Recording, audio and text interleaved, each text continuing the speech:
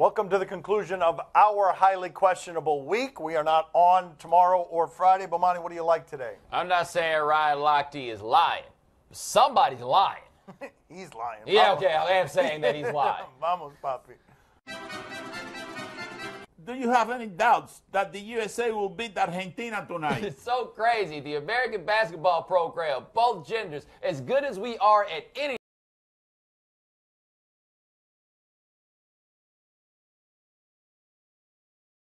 team. They got some names you may remember from the NBA who don't actually play in the NBA, but what we've seen in these Olympics is continuity is important. And these guys, Argentina, they've been playing together for years. The guys for the U.S., they've been playing together for a couple of weeks. I do not like Argentina's chances at all because of what Bomani said. This team is too old to actually exploit the weaknesses of this USA team, which are defensive. But I have never had less confidence.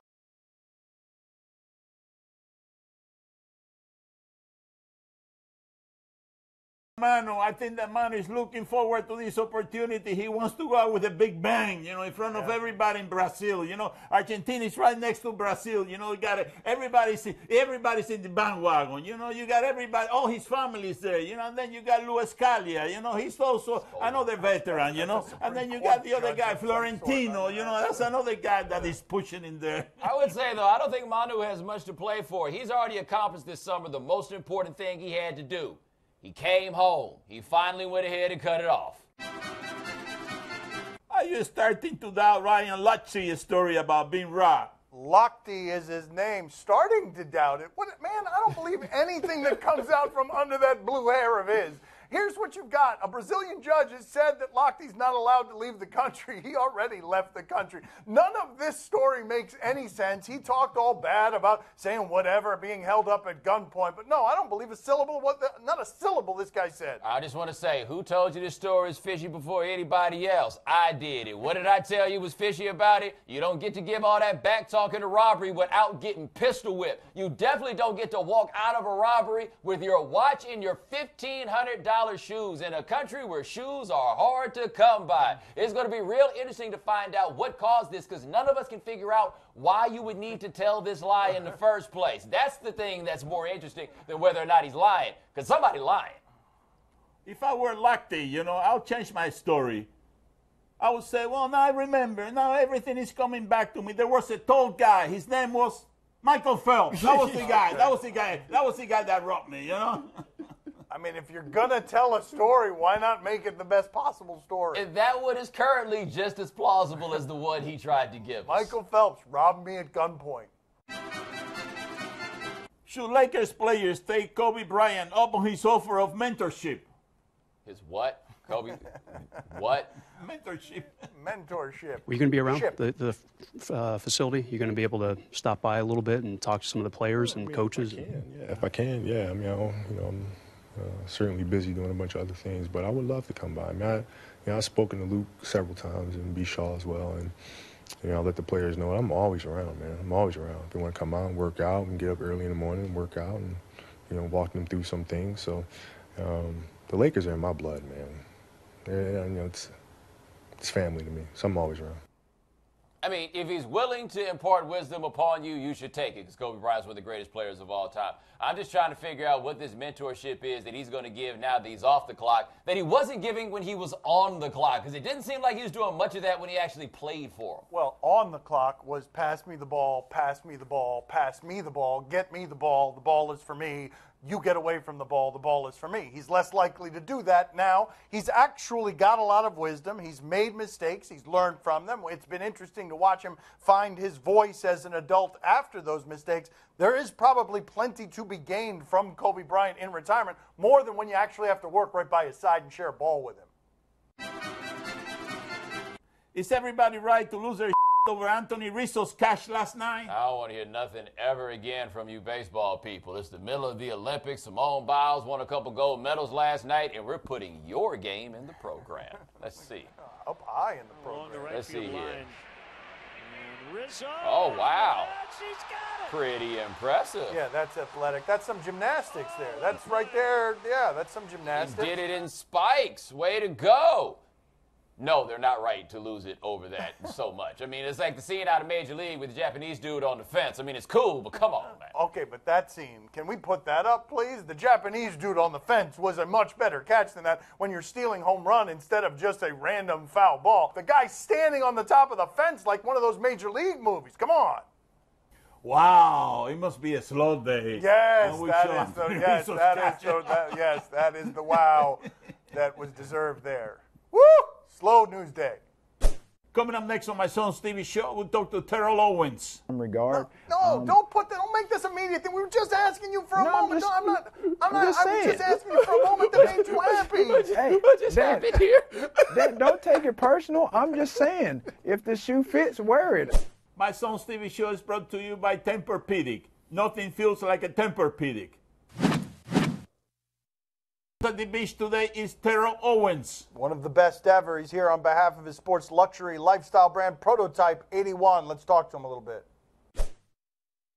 Tio, we've talked before about your grandmother, how protective she was, how much of a disciplinarian she was. What's an example you can give us of your grandma keeping things in line for you when you were younger? Really just not being able to really go out and play with the kids and my friends in the neighborhood. She felt like, you know, if she got out of her sight, then that was a way of us getting into trouble. Again, pretty much we stayed in the yard, stayed in the house. She didn't allow other people to come into the yard or anything like that, and we weren't allowed to go across the street and play unless she told us to. So. Again, I think it, worked out well for me. I mean, again, as a kid, it's not something that, you liked, but I think considering, where I am in my career and not having any off-the-field issues, really just being a good citizen. And I think that speaks a lot to who I am as a person and my character, despite, what the perceptions are of me. When did you arrive in a place because of that kind of upbringing where you were most comfortable socially? How long did that take? Was it college? Was it high school? Was it after that? Actually, I don't think it was a situation where I recognized I was comfortable with it. I think it probably happened when I was out of the league or later on in my career. I think just that lack of communication that I didn't have. Really just inside the house and obviously with my peers. So it was one of those things. That's why I got described, when I was in the league as being a loner or to myself or standoffish. It wasn't that I didn't enjoy being around my teammates. I think when I was out on the practice field or in game sidelines, things of that nature, I had fun. I interacted with my teammates. I'm a person that likes to entertain. I had an off season in Atlanta where I had a number of parties. Even during the course of the season, I had like in-season gatherings at my house. Even in Cincinnati on Tuesday nights, that was one of the things that I did for my teammates. I had everybody over to my house. I had somewhat of a basement, and I called it the lounge. So I had everybody over from Cord Detmer to all my teammates, Donovan McNabb, Freddie Mitchell. Everybody came over and we had fun. So these are things that obviously some people really don't know about me. But I think overall, I've learned to be a better communicator, since really college and in the pros. What's one snapshot moment that if I put it on the television of your career right now would stop you every time? The one, wherever it is, whichever it is, whether it's a celebration, whether it's a game, whether it's the end of a game in San Francisco where you're sobbing in the end zone, which one moment would stop you every time if it flashed on the screen? What do you mean, stop me in terms of what? Just you'd You want to gotta watch watch it. it. You'd want to watch it. You got to watch it. You want to see it because you're proud of yourself or it makes you happy. It brings you back to a happier time. I mean, anytime, anything you see something that's in a good light. Again, I have so many highlights. I mean, I have 153 touchdowns. I mean, I have a number of celebrations. You didn't really just hit us with the number, Tio. Tio, you really didn't just hit us with the number. You gave us the exact number. All Hey, 153 would stop you. How can I not recite it when I've heard it for the last probably 2 or 3 years, and especially with the Hall of Fame looming the last couple of years, these are numbers that have been thrown out. So I couldn't really give you an exact number of yardage. I know it's 16,000. Is it 934 maybe? Yeah, I don't Maybe No. you can. Maybe you can. I'm just telling you. I'm just going off by my recollection of what I've heard, you know, over the last couple of years. I mean, these numbers have been thrown around, you know, obviously because of the Hall of Fame possible induction. So that's how I know it. So to be honest, I didn't really know how many touchdowns I had, you know, probably up until like maybe a few years ago, because it really wasn't something that I really kept up with. And again, I'm sure, unbeknownst to you, you guys probably thought that, you know, I was selfish in some regard. No, don't make this immediate thing. We were just asking you for a moment. I was just asking you for a moment that made you happy. Hey, What just happened here? Don't take it personal. I'm just saying, if the shoe fits, wear it. I'm just saying, with the media, that's how it's been. Don't bite my head off. Yeah. Let me try to tell. What was more fun, standing on the star or doing that Ray Lewis dance that one time? It's both of them had their moments. You know, both of them had their moments. They both had different meanings. Again, with the Ray Lewis thing, I mean, it was a rivalry. You know what I mean? It was one of those things that, you know, it was smash mouth football.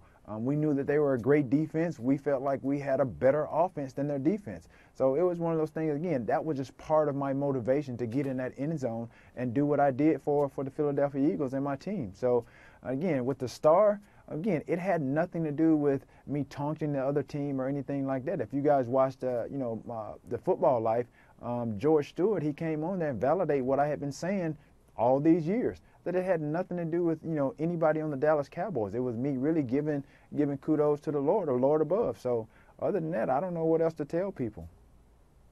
Go ahead, Poppy. Theo, can you teach me how to do one of your famous touchdown celebration dances? Which one? Oh man, that's no problem, especially with all the dances that are out today. I always get creative. Sometimes it's impromptu. Sometimes it's a little premeditated. Do the pom-poms with them. Do the it just pom-poms. depends. Go ahead. Yeah, The pom-pom. Oh, we got another great voice. He needs to do the pom-pom. So Oh that's yeah, not the how you do it. pom-poms. Yeah, you can't go Yeah. wrong with that. You can't go wrong with that. You know what I mean? Sometimes, you know, gotta women show that him. are on You the gotta help him. couch. He's doing it wrong. He's not But doing it right. I got to follow you. There it is. See, there, much better. Now you got to do it at the right same there. time. Yeah. Yes, it's I'm doing. I don't know if he can do it at the same I time. don't know. Theo. You windshield wiping over there. No, he's not doing it very well. Thank you, Tio. We appreciate the time, sir. Thank you. He is Gracias, Theo. always a pleasure, man. Y'all get Bomani some 5-hour energy up there. Hey, man. Boy, it's okay. He just had a rough night, that's all. See you later, Tio. Highly questionable. This broadcast from the Clevelander Hotel on beautiful South Beach, Miami. But I need the one dance. Got a Hennessy in my hand. One more time before I go. Higher powers taking a hold on me. I need the one dance. Got a Hennessy in my hand. One more time before I go. Higher powers taking a hold on me. Show is brought to you by Red's Apple Ale. Crisp like an apple. Brew like a beer. Do you question which of these Olympic performances was worse? This is how we're going to do this. Okay. We are going to start with a diver. All right.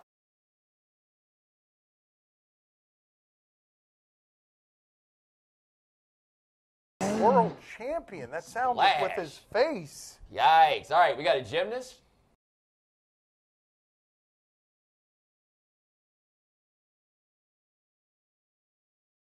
Look at what that did to his hair. Yikes. And now, I have heard about this. This is the hurdler from Haiti, isn't it? Oh, I.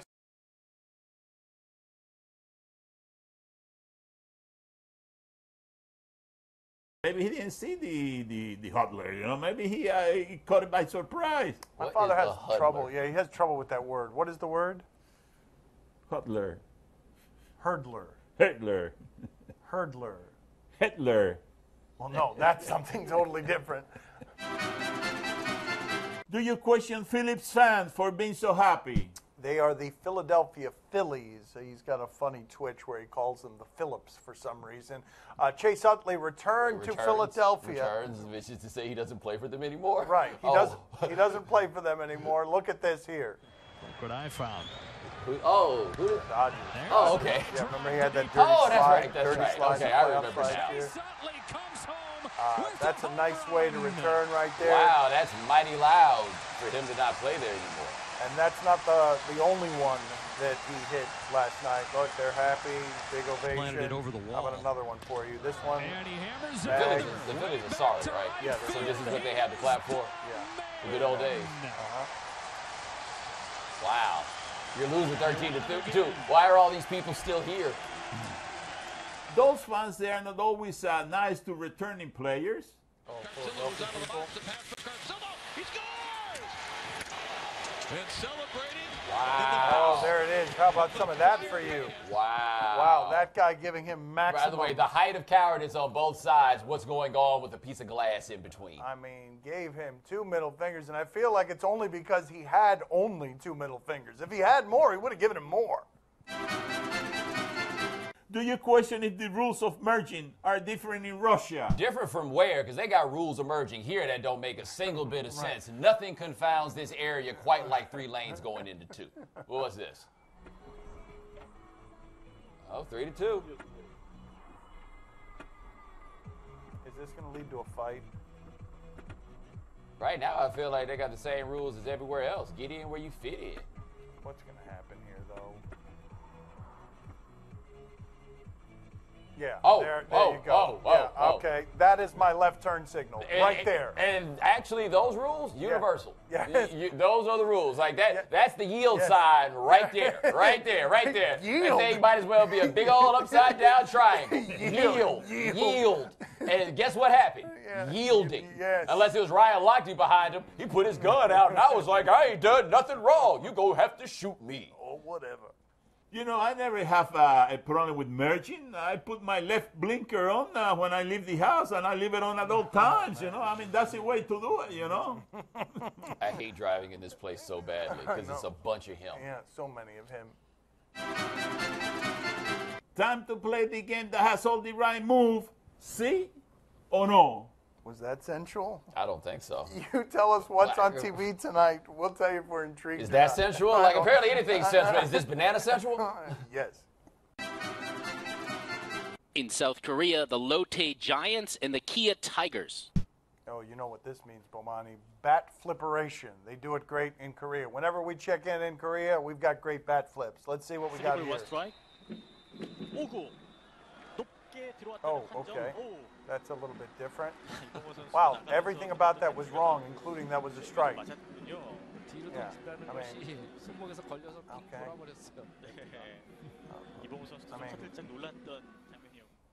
sorry. Bomani, are you intrigued? Got to say, Ump should have thrown him out the game. The reason I say that, he gave you a gimme, and your repayment for him is to throw the bat at him? I know. He's absolutely right. Poppy, are you intrigued? Oh, see, I'm very intrigued. Listen, I never saw a bat flip like that in my life. You know, that was very weak. You know, but I'm telling you something. You got to give him credit because I'm telling you, that guy stood there and he looked at that picture, you know. He said, you know, I'm telling you, I'm coming after you. And he got on base. It's the same as a single. He got on base, so you got to give him some credit. That's a lot of intensity for it's the same as a single. You had no idea what you were going to say before that started. You got into the middle of it without knowing what you were going to say. It is now over, and you don't know what you just said. Don't tell them. I just improvise, you know. I'm coming off my script here, you know. Don't tell them. That's not original. That's a Poppy original. A Poppy original. Tonight on TLC, Love at First Kiss. Oh, these are never good, right? I mean, we don't have any success with these dating shows, these love shows. What do we got? It's gonna be great. I'm Josh, I'm 27, no pressure. And today I'm gonna kiss a girl for the first time. I can do this. I'm ready. I don't even know how I made it 27 years without kissing a girl. The only girls I've ever kissed in the world are my mom and grandma, but there's no way I'd kiss my mom and grandma like I'm gonna kiss this girl. I think my strategy is just go for the kiss. Maybe I'll be able to like slip tongue, and then from there, things take off, and who knows, maybe she's my first girlfriend. Oh, no. Hi. Hello. Hey. How's it going? Good, how are you? Good. What's your name? Emily. I'm Josh. Hi.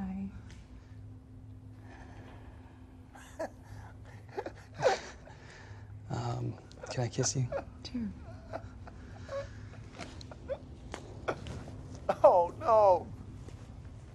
Oh, no. Oh, my God.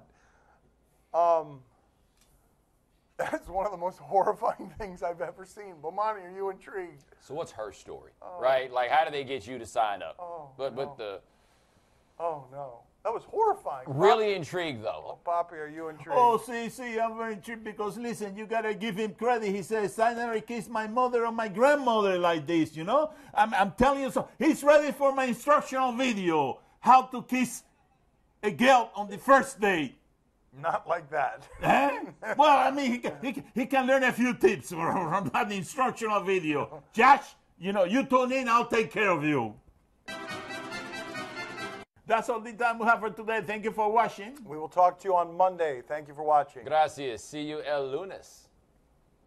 Well, this is how you do it. You know, honey, you look lovely tonight. Your dress is beautiful. Your lips are gorgeous. I'm telling you, I can control myself. God, I don't know. I'm telling you something. You know who that line worked with? Oh, you better back off, man.